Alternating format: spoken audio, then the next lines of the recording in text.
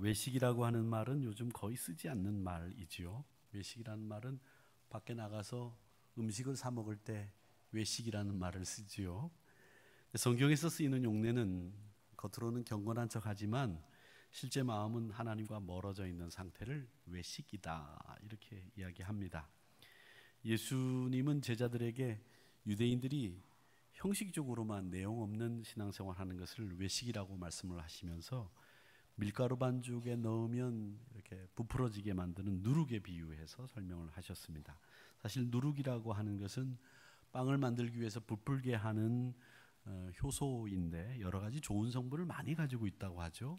면역력을 높이고 또 세포 활성화를 돕고 장을 튼튼하게 만드는, 그리고 무엇보다도 요즘 현대인들에게 제일 많이 관심을 갖게 되는, 현대인들이 많이 관심을 갖고 있는 이 체중 증가를 억제하는 효과가 있다 그렇게 얘기합니다.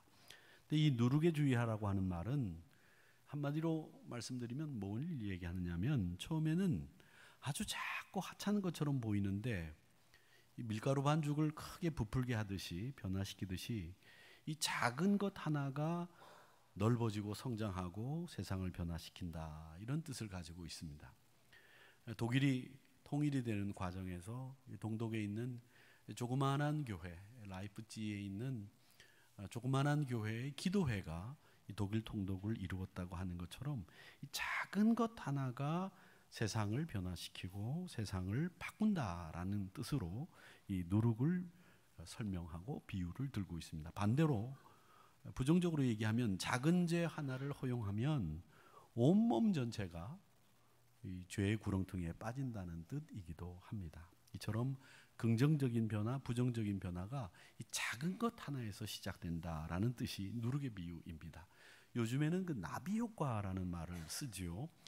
중국에서 나비 한 마리가 날개짓을 했는데 다른 아프리카나 미국에서는 태풍이 오는 결과를 초래하는 것을 이 증간복으로 의해서 서술하는 것이 나비 변화, 나비 효과 뭐 이렇게 얘기를 합니다만은, 이렇게 외식이라고 하는 것도 사실은 작은 태도에서 시작을 해서 점차 사람의 마음과 삶 전체를 물들이는 것과 같은 것, 이걸 외식 이렇게 얘기를 합니다. 이 형식적인 것하고는 좀 약간 차이가 있죠. 형식이라고 하는 것은 우리가 신앙을 표현할 때 또 혹은 전통적인 신앙의 틀, 이걸 형식이라고 말합니다. 그 안에 내용이 들어있으면 그 형식은 뭐 문제될 것 없죠. 그런데 외식이라고 하는 것은 겉으로는 신앙이 있는 척 보이지만 실제로는 없는 거예요. 형식은 때로는 하나님 앞에 순종하고 질서를 따르는데 꼭 필요합니다. 그러나 외식은 철저하게 사람에게 보이기 위한 행동입니다. 유대인들은 이 사람에게 보이기 위한 행동을 취하는 이 외식이 몸에 배어 있었습니다. 특히 이 바리새인들이라고 하는 사람들은 기원전 2세기 하스몬 왕조 시절에 율법과 전통을 우리가 철저히 지키는 사람이다라는 뜻으로 분리된 자, 구별된 자라는 뜻으로 바리새라는 이름을 써서 바리새파 이렇게 붙여진 집단을 형성했지요. 그 바리새라고 하는 사람들은 구약 성경에는 안 나와요. 그리고 신약 성경에 예수님에게 막 야단 맞는 사람으로 바리새 사람이 등장을 하는데, 이 구약에는 없다가 신약에 등장하는 이 바리새 사람들은 갑자기 하늘에서 뚝 떨어진 게 아니라 구약 성경이 끝나고 신약 성경이 시작되는 이 중간기를 신구약 중간기라고 하는데, 이때 이 로마 군인들이 성전을 파괴하고 성전에다 돼지머리를 두고는 유대인들에게 절을 하라고 시켰어요. 그러니까 유대인들의 종교를 파괴시키려고 한 거죠. 근데 유대인들이 누굽니까? 말씀이라고 하면 목숨을 거는 사람들이고, 이 돼지라고 하는 짐승은 유대인들이 경멸하고 먹지 않는 불결한 음식이기 때문에 거기에 절을 하라고 하는 것을 용납할 수가 없었습니다. 그래서 마따디아라고 하는 사람을 중심으로 해서 항거를 일으켜서 이스라엘 사람들이 로마 군인을 정말 물리쳤어요. 그리고 난 뒤에 세운 왕조가 하스몬 왕조라고 하는 것이 이 구약이 끝나고 신약이 시작되기 가운 이 중간기에 일어났던 일이었습니다. 그리고 난 뒤에 그때 만들어진 이 율법을 철저히 지키겠다라고 이렇게 서약을 한 집단들이 이 바리새 집단들인데, 이 사람들이 처음에는 율법을 철저히 지키겠습니다 라고 시작을 했으나 시간이 지나면서 신앙생활이 변질이 된 겁니다. 그러면서 이제는 율법을 지키는 것이 중요한 게 아니라 하나님이 나를 어떻게 생각하느냐 이게 중요한 게 아니라 사람들이 나를 어떻게 보느냐 여기에 더 집중을 해서 신앙생활을 한 사람들이 바리새인들입니다. 그런 모습들이 점점 발전하고 커져서 계속 자신을 합리화하고 자신을 변호하는 일에 이력이 난 사람들이 바리새인들이라고 하는 겁니다. 그러니까 외식의 특징은 뭐냐면 사람들이 나를 어떻게 보느냐 그리고 자기를 계속 합리화하는 거죠. 그 일에 치중하는 사람들이 외식하는 사람들의 특징입니다. 여러분, 우리는 사실은 우리 자신을 쉽게 합리화하지요. 합리화합니다. 나는 저 사람이 무례했기 때문에 내가 그 사람을 비난해도 된다. 그렇게 자기의 비난을 합리화합니다. 그 사람이 무례하지 않았으면 나는 그 사람 비난하지 않아. 근데 성경의 가르침은요, 어떤 이유를 대고 그럴 경우에는 비난해도 되고 그렇지 않은 경우에는 비난하지 말라 이렇게 가르친 게 아니라 어떤 경우든지 비난하지 말라는 거예요. 이게 성경의 가르침이죠.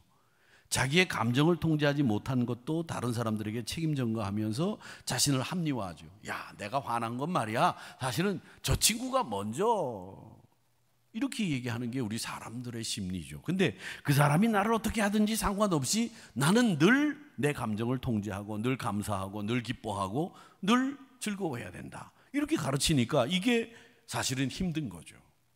근데 바리새인들은 자기를 합리화하는 일에 이력이 난 사람들이기 때문에 이 합리화의 명분들이 정말 많이 있었습니다. 그런 바리새인들의 모습이 우리에게도 있다는 거죠. 누가 저랬기 때문에, 상황이 그래서.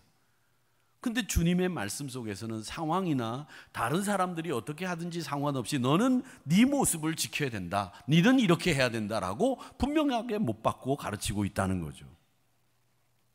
히브리서 10장 24절 말씀에 보면 서로 돌아보아 사랑과 선행을 격려하며 이렇게 되어 있습니다. 과연 우리는 이렇게 살고 있느냐라고 했을 때 서로 돌보는 것이 아닌 비난하고 비난한 것을 합리화하고 또 어떤 경우에는 우리가 내 감정을 통제하지 못해서 내 감정대로 말하고 이런 경우들이 참 많이 있다는 거죠. 우리는 무엇보다도 신앙인이라고 하면 우리는 서로 돌보는 자리로 돌아가야 되고 사랑을, 선행을 격려하는 자리를 지켜야 될 줄로 믿습니다. 그게 우리 주님이 원하시는 것이고 이게 외식 없는 참된 신앙의 모습이라고 하는 것을 말씀하고 있는 거죠. 오늘 1절의 말씀에 보면 그동안 무리 수만 명이 모여 서로 밟힐 만큼 되었는데 예수님께서 먼저 제자들에게 말씀하여 이르시되 바리새인들의 누룩 곧 외식을 주의해라 이렇게 말씀하셨습니다. 여기서 우리가 주의해서 봐야 될 단어가 뭐냐면 먼저라고 하는 단어입니다. 먼저. 제자들에게 먼저 말씀하셨다는 거예요. 들어야 될 사람들이 많이 있지만 일단 제자들은 외식하지 말고 바리새인들의 누룩을 먼저 주의해야 되는 사람들이다 라고 하는 것을 말씀하시기 위해서 제자들에게는 매우 중요한 가르침이었다는 거죠. 신앙생활을 하는 데 있어서 핵심 요소 가운데 하나가 바로 위선을, 외식을 멀리 하는 겁니다. 우리가 쉽게 그 라틴어로 코람데오 얘기하지 않습니까? 그 코람데오라는 말이 in front of God이라고 하는 뜻인데 하나님 앞에서 우리가 산다라는 분명한 신앙에 자기 정체성 가지고 있어야 된다는 거죠. 위선은 결국 다 드러나게 돼 있고 외식도 다 드러나게 돼 있습니다. 이 사람들이 가끔 그런 말 합니다. 야, 저 사람은 자기 감정을 절대 드러내지 않는다.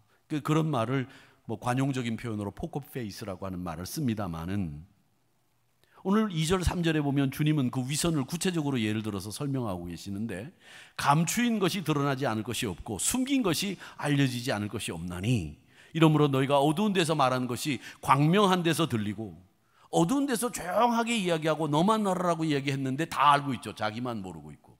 그렇죠? 그런 경우 많이 있어요. 또 골방에서 귀에다 대고 말한 것이 지붕 위에서 전파된다. 골방에서 소곤소곤 얘기한 거예요. 야, 말이야, 사실은 말이지. 누구 집사님이 발가락이 6개라더라 말이지. 아무개 집사님 무좀에 걸렸는데 안 났다더라. 이런 말들. 이게 골방에서 한 얘기인데 그 얘기가 어떻게 되냐? 지붕 위에서 전파되리라. 지붕에서 전파된다는 말은 요즘 말로 얘기하면 마을 이장님이 마이크를 켜놓고 양총리 주민 여러분 잘 들으십시오 하고 지붕 위에서 다 이야기하고 누구나 다 알게 되는 이야기가 된다는 거죠. 이렇게 숨긴 것이 하나도 없이 다 밝은 곳에서 지붕 위에서 나팔 불듯이 그렇게 전파된다는 거죠. 그러니까 우리가 결국은 숨겨질 것이 없다라고 하는 말씀을 하시는 겁니다. 한경직 목사님이 그 설교집에 보면 이런 말씀이 있어요. 우리가 하나님을 두려워하지 않고 사는 까닭은 하나님이 눈에 보이지 않는 이유가 제일 첫 번째다. 최후의 날에는 하나님 앞에 서는 날 다 드러나게 되는데 우리 신앙인들이 그걸 잘 모르고 하나님이 보이지 않으니까 내가 사람의 눈만 속이면 된다고 생각을 한다는 거죠. 그렇게 사람이 나를 어떻게 생각하느냐 이걸 중요하게 생각하는 것이 바리새인들의 신앙의 특징, 위선, 외식이다. 그렇다고 하면 우리가 위선이나 외식 없이 살아가기 위해서는 어떻게 해야 될까? 저는 두 가지만 여러분에게 말씀을 드리는데 여러분 제일 먼저 중요한 것은 하나님만 두려워하며 사시기를 축원합니다. 하나님만 두려워하시면 돼요. 신앙의 길은 하나님을 경외하는 길이라고 하죠. 이 경외라고 하는 것은 두려워한다라는 말도 포함이 되어 있는데 이 두려워한다는 말이 그냥 두려워하는 게 아니라 존경하며 두려워한다는 뜻입니다. 공포라는 건 다른 말이에요. 신뢰를, 존경을 포함한 두려움, 이걸 하나님을 향해서 가지고 있어야 된다는 말이 경외라는 말입니다. 잠언 9장 10절 말씀에 보면 여호와를 경외하는 것이 지식의 근본입니다. 거룩한 자를 아는 것이 명철입니다. 이렇게 말씀하셨어요. 우리가 아무리 어떤 분은 소위 말하는 우리가 얘기하는 대로 흔히 얘기하는 세상 말로 가방끈이 긴 분이 계신데 지혜롭지 못한 분이 계세요. 또 어떤 분은 가방끈이 그렇게 길지 못한데 굉장히 지혜로운 분이 계세요. 그렇거든요. 그러니까 이 지혜라고 하는 것은 여호와를 경외하는 것이 지혜의 근본, 그리고 우리의 명철이라고 하는 것은 하나님을 알아가는 것이 명철이지 우리가 아무리 재능이 뛰어나고 똑똑하다고 하더라도 하나님을 아는 것이 없는 것은 명철이 아니라는 거예요. 잠언 29장 25절에서는 또 뭐라고 말씀하셨냐면 하나님을 두려워하게 되면, 여호와를 의지하게 되면 안전하지만 사람을 두려워하면 올무에 걸리게 된다고 말씀하셨습니다. 여러분, 사람은 두려워할 존재가 아니고 사랑해야 될 존재이고요, 사람은 내가 가까이 하면서 그를 보듬어줘야 될 사람들이지 두려워해야 될 사람들이 아닌데, 그 사람이 힘을 가지고 있거나 그 사람이 무슨 능력을 가지고 있으면 그 사람을 두려워하게 되는데 그게 도리어 올무에 걸리게 되는 결과를 초래한다는 거죠.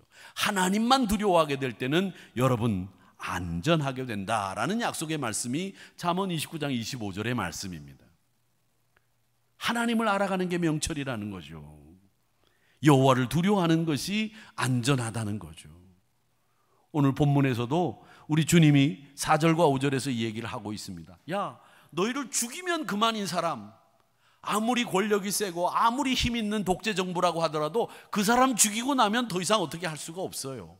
그런데 하나님은 죽인 후에도 지옥과 천국으로 갈 수 있는 권세를 가지고 있는 분이기 때문에 죽인 이후에도 우리를 지옥과 천국으로 보낼 수 있는 권세를 가진 하나님을 두려워하는 게 마땅하지, 죽인 이후에는 어떤 힘도 쓸 수 없는 사람들 무서워하지 말라, 이거예요. 여러분, 사람 두려워하지 마십시오. 정말 두려워해야 될 분은, 경외해야 될 분은 하나님이라고 하는 것을 기억하시기를 축복합니다. 그것이 이 외식과 위선을 물리칠 수 있는 이 신앙의 길이라고 하는 것을 말씀하셨어요.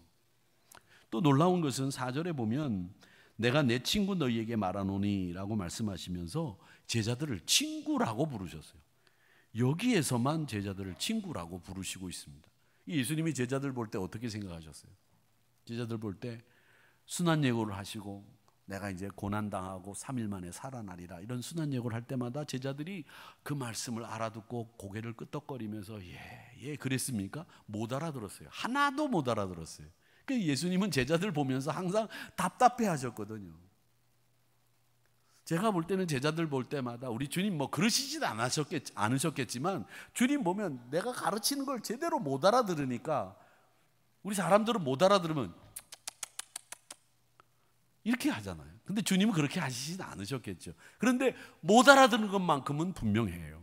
그런데 여기서는 친구라고 부르고 계시거든요. 그게 무슨 말이냐? 여러분, 주님은 제자들 향해서 그만큼 아끼시고 지키시고 보호하신다는 뜻으로 내 친구, 이렇게 얘기를 하신 겁니다. 동일한 은혜가 여러분에게도 있기를 소망합니다. 사람과 비교할 수 없는 분이시며 세상을 말씀으로 창조하고 계신 우리 하나님이 우리를 존귀하게 여기시고 아끼시고 지키시고 보호하신다는 약속을 내 친구라고 말씀하시면서 이야기하고 계신다라는 겁니다. 너를 죽이고 나면 아무 힘도 못 쓰는 그런 사람들 두려워하지 말고, 너를 죽이고 나서도, 너가 죽고 나서도 천국과 지옥에 보낼 수 있는 권세를 가진 하나님 두려워하는 게 마땅하다. 그러면서 우리 하나님을 두려워해야 된다. 그게 외식과 위선을 벗어날 수 있는 신앙의 길이다, 이렇게 얘기를 하시면서 또 두 번째로 얘기하시는 것은 우리 하나님은 우리를 세심하게 권고하시는 분이시다. 내밀한 우리의 부분까지도 다 아시는 분이다, 그렇게 얘기를 하시고 있습니다. 그게 뭔 표현이냐면 7절에 보면 심지어 머리털까지도 다 세심받았으니 이렇게 얘기하시고 있어요. 여러분 머리털이 좀 없으신 분도 집에 가셔서 머리털을 한번 세보시기 바랍니다. 어떻게 세시겠어요? 제가 볼 때 여기 앉아 계신 분들 중에서 머리털을 세실 수 있는 분은 거의 없으신 것 같아요. 뒷머리는 내가 세지도 못할 뿐만 아니라 머리털이 별로 지금 세실 수 있는 분이 거의 없는데, 근데 우리 하나님은 머리털까지 세심받았다는 말은 뭐냐면 우리의 속속들이 모르는 게 없다는 말씀이죠. 그런 하나님이 너와 함께 하시고, 그런 하나님이 너를 권고하시고, 그런 하나님이 너를 보고 계시다는 거예요. 그러니 위선과 외식은 쓸모없는 일이다 라고 하는 얘기를 하시는 겁니다. 6절과 7절에 보니까 참새 5마리가 두 아사리온, 아사리온이라는 말은 이 금액 단위예요. 제일 낮은 거 10원, 20원 정도 되는. 달란트나 데나리오는 굉장히 비싼 단위이고요, 아사리온은 굉장히 싼 단위예요. 그러니까 가장 값어치 없는 참새 두 아사리온에 참새 5마리, 한 마리도 아닌 5마리가 팔리는 것 아니냐. 그만큼 값어치 없는 것이다. 그런데 그 값어치 없는 참새도 하나님이 잊음받지 않는다, 기억하신다는 거죠. 그런데 그보다도 귀한 너희들일까 보냐, 이 말씀을 하시고 있는 거거든요. 그러면서 말씀하시는 것은 하나님만 경외하는 신앙인이 되라, 그 얘기를 하시는 거예요. 우리가 사람을 두려워하면 항상 보이는 특징이 있습니다. 그게 뭐냐? 사람을 두려워하면 타협을 하려고 해요. 그 사람에게 종속되거나 또 괴로워하거나 불안해집니다. 그런데 하나님 두려워하시게 되면 담대해지고 평안해지고 자유를 누리게 될 줄 믿습니다. 이게 하나님 두려워하는 사람들의 신앙의 모습이에요. 담대해지고, 이 담대해진다는 말은 뭐 당돌해지거나 대바라지라는 얘기가 아니라 복음을 누리고 삶에 있어서 세상의 시류와 거슬려서 내 말씀대로, 내 진리대로, 하나님이 원하시는 대로 살 수 있는 담대함이죠. 그러면서 세상을 향해서는 겸손하게 살 수 있는 이 담대함, 복음에 대해서는 담대함이 바로 그런 겁니다. 세상을 향해서 당돌함이라고 하는 얘기가 아니고요. 그리고 평안함을, 세상이 줄 수 없는 평안을 누리게 되고 자유함을 누리게 되는 것, 그게 하나님을 두려워하는 사람들이 누리게 되는 영적인 능력이고 은혜인 줄 믿습니다. 여러분, 재정적인 위기나 질병이나 또 가족 문제나 또 기업 문제나 여러 가지 걱정되는 거 많으시죠. 여러분들이 감사할 때도 또 여러분이 기도할 때도 그 걱정거리를 제일 먼저 하나님 앞에 올려드립니다. 그런데 여러분, 사람 두려워하거나 사람의 방법 쓰지 마세요. 제발 하나님의 방법과 하나님을 두려워하는 이 키를 여러분 꼭 가지고 계셔야 됩니다. 하나님의 방법으로 해결해 나가세요. 말씀대로 살아보세요. 그럴 때 그 위기와 그 해결책이 여러분 손에 쥐어진다는 것을 기억하시기를 축원합니다. 제가 언젠가 말씀드렸지만 저희 때는 목사 안수를 받기 위해서 단독 목회를 해야 했습니다. 단독 목회. 근데 전도사인 사람에게 누가 교회가 담임을 허락합니까? 그래서 단독 목회를 하기 위해서 저 시골로 오지로 목회를 가야 했습니다. 그 자리도 없었습니다. 근데 지금 생각해 보니까 그때 그 단독 목회의 경험이 목회에는 굉장히 큰 도움이 됐어요. 저도 저 오지에, 지금은 오지가 아니고요, 아주 대도시가 됐고 뭐 의료단지가 들어서는 그런 도시가 됐지만은 제 친구들은 거의 대부분 고군산 열도라고 군산 앞바다에 있는 섬들에 들어가서 목회를 했습니다.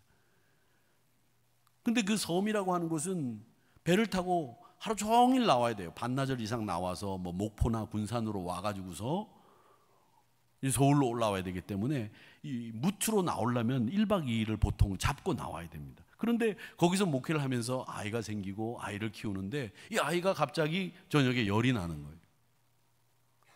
그래가지고 이거 어떻게 할까? 약도 없이요. 뭐 해열제가 없으니까 아이들이 열 나는 거 이거 그냥 방치하면 큰일 나니까. 근데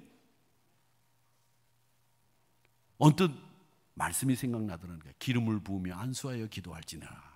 말라기 말씀이 딱 생각이 나고 야고보서 이 치료 기도가 딱 생각이 나더래요. 그래서 그냥 무작정 부엌에 있는 식용유를 아이들 머리 위에다 붓고 난 뒤에 기도했다는 거죠. 참 방법으로 따지자면 무식하고 말도 안 되는 방법이잖아요. 근데 하나님이 그 아이의 열을 떨어뜨려 주시더라는 거예요. 그게 뭐냐? 하나님은 그 마음을 보시는 거예요. 식용유를 붓든 뭐를 붓든 네가 말씀을 의지했느냐? 그걸 보시는 거거든요.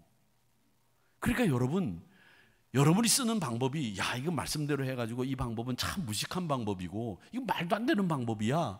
그렇게 할지라도 여러분의 마음이 하나님을 의지하겠다라고 하는 굳은 마음이 있는 걸 하나님 그걸 보시는 거죠. 그러면 하나님이 하나님의 방법으로 고치시는 거예요.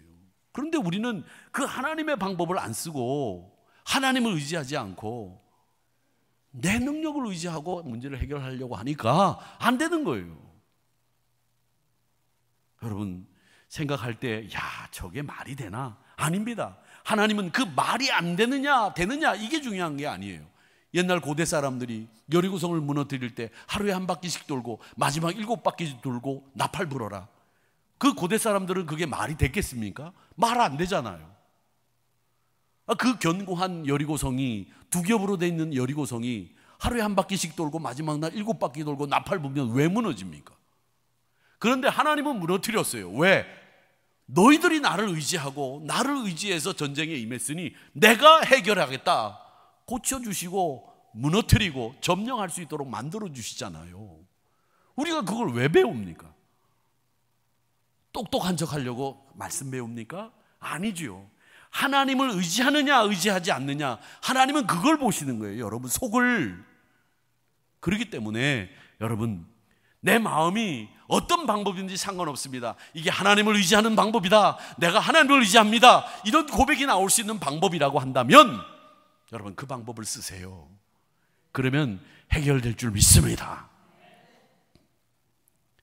그 다음에 마지막으로 10절에서부터 12절 말씀에 보면 성령에 대해서 우리 주님은 가르치시고 계시는데 마땅히 할 말을 성령이 곧 그때 너희에게 가르치시리라 이렇게 말씀하셨는데 여기서 말씀하시는 건 두 가지예요. 성령을 모독하지 마라. 또 하나는 너희들이 어떤 말을 해야 되는지 모를 때 네가 왜 예수 믿느냐, 네가 복음을 왜 증거하느냐라고 했을 때 그 말을 어떻게 해야 되는지를 성령님이 일러주신다는 거예요.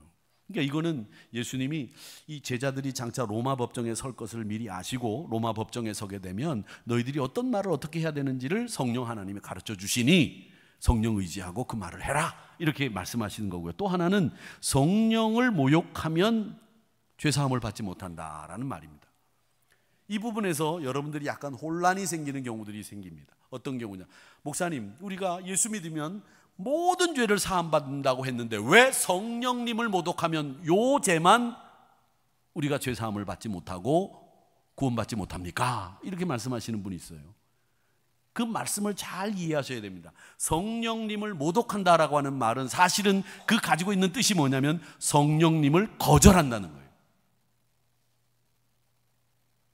성령님이 우리 안에 들어오시는 것을 거절하면 구원받을 수 있습니까? 없습니다. 지금 이 모독이라고 하는 말은 성령 하나님을 받아들이지 않으면, 성령 하나님 그리스도 예수의 복음을 받아들이지 않으면 너희들 구원받지 못한다, 그 얘기예요. 그러니까 하나님이 모욕받으면 굉장히 화를 내시는 분이라서 이 죄 중에 제일 큰 죄가 모독이다라고 이렇게 생각하지 마시고, 거절하면, 우리가 복음을 거절하면 그 사람 구원받을 수 있습니까? 못 받잖아. 그 얘기를 하시는 거예요. 성령 하나님은 오늘도 내가 세상의 권세 앞에서 두려워하는 상황이 올 때 우리를 도우시는 줄 믿습니다. 내가 세상 앞에서 담대히 복음을 증거할 수 있도록 힘을 더하여 주십니다. 베드로 사도도 그렇게 얘기했잖아요. 야, 너희들, 세상 사람들이, 야, 너희들 이런 상황에서 무슨 소망이 있어? 소망이라는 게 있어? 예, 있습니다. 무슨 소망? 그럴 때 그 소망을 말할 수 있도록 성령 하나님이 도우신다고 했어요. 우리의 입술을 통해서 그리스도를 주라 고백하고 나의 주님의 고백과 함께 믿음의 믿음을 더하시는 아름다운 신앙으로 우리를 지켜주신다고 약속해 주셨습니다. 부디 빌기는 우리의 머리털까지 세신 바 되시는 우리 하나님의 세밀한 보호와 관찰이 여러분의 위선, 외식으로부터 벗어나 담대하게 하나님만 경외하는 신앙으로 만들어 주실 것이고, 또 하나님만 두려워하는 사람들은 자유함과 평안함과 두려움 없이 승리의 신앙을 영위할 수 있다고 하는 것을 약속해 주시는 말씀입니다. 사랑하는 우리 성도 여러분, 부디 빌기는 하나님은 중심을 보신다고 하셨어요. 사무엘상 16장 7절에 하나님 중심 보신다. 이 중심 본다는 말을 가지고 뭐 배꼽티 입은 분들이 배꼽을 보시기 때문에 중심을 보신다라는 말이 아니에요. 우리의 속을 보신다는 거죠. 또 히브리서 4장 12절에서는 우리의 마음, 생각, 뜻 하나님 아시기 때문에 하나님 앞에서는 모든 것이 벌거벗은 것처럼 다 드러난다고 말씀하셨습니다. 우리 성령 하나님은 이렇게 우리를 외식하지 않도록 우리 속마음을 관통하여 보고 계신다는 뜻으로 세상에 나가 담대히 주의 복음을 전하고 주의 사명을 감당할 때도 우리의 마음과 입술을 붙들어 주신다는 것을 기억하시면서 외식 없는 담대한 신앙으로 하나님만 두려워하고 머리털까지 세신 바 되시는 그 하나님의 내밀한 보호와 인도하심을 통해서 성령 하나님의 능력 있는 모습으로 우리를 지켜주시는 것을 기억하시면서 오늘도 승리하시는 우리 한우리 성도님들이 다 되시기를 주님의 이름으로 축복합니다.